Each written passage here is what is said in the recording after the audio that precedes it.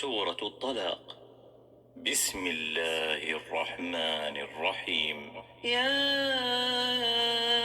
أيها النبي إذا طلقتم النساء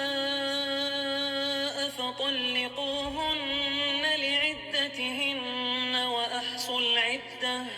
واتقوا الله ربكم لا تخرجوهن من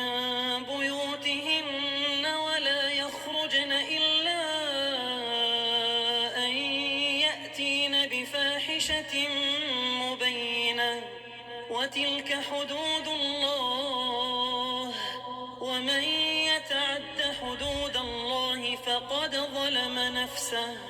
لا تدري لعل الله يحدث بعد ذلك أمرا فإذا بلغن أجلهن فأمسكوهن بمعروف أو فارقوهن بمعروف وأشهدوا ذوي عدل منكم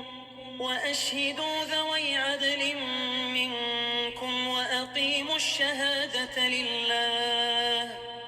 ذلكم يوعظ به من كان يؤمن بالله واليوم الآخر ومن يتق الله يجعل له مخرجا ويرزقه من حيث لا يحتسب ومن يتوكل على الله فهو حسبه إن الله بالغ أمره قد جعل الله لكل شيء قدرا واللائي يئسن من المحيض من نسائكم إن ارتبتم فعدتهن ثلاثة أشهر واللائي لم يحض وأولاة الأحمال أجلهن أن يضعن حملهن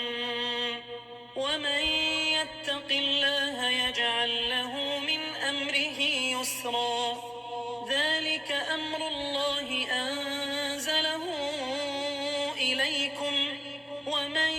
يتق الله يكفر عنه سيئاته ويعظم له أجرا أسكنوهن من حيث سكنتم من وجدكم ولا تضاروهن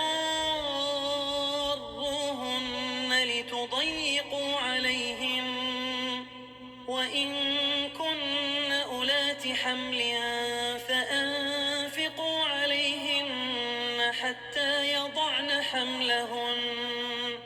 فإن أرضعن لكم فآتوهن أجورهن وأتمروا بينكم بمعروف وإن تعاسرتم فسترضع له أخرى لينفق ذو سعة من سعته ومن قدر عليه رزقه فلينفق مما آتاه الله لا يكلف الله نفسا إلا ما آتاها سيجعل الله بعد عسر يسرا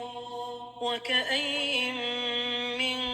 قرية عتت عن أمر ربها ورسله فحاسبناها حسابا شديدا وعذبناها عذابا نكرا فذاقت وبال أمرها وكان عاقبة أمرها خسرا أعد الله لهم عذابا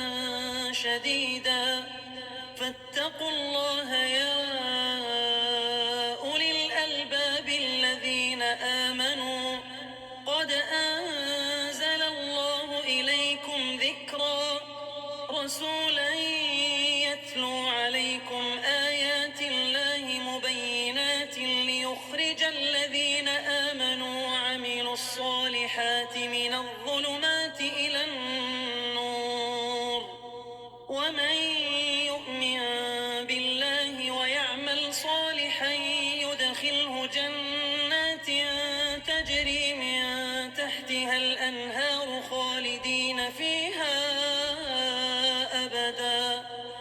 فأحسن الله له رزقا. الله الذي خلق 7 سماوات ومن الأرض مثلهن يتنزل الأمر بينهن لتعلموا أن الله على كل شيء قدير لتعلموا أن الله على كل شيء قدير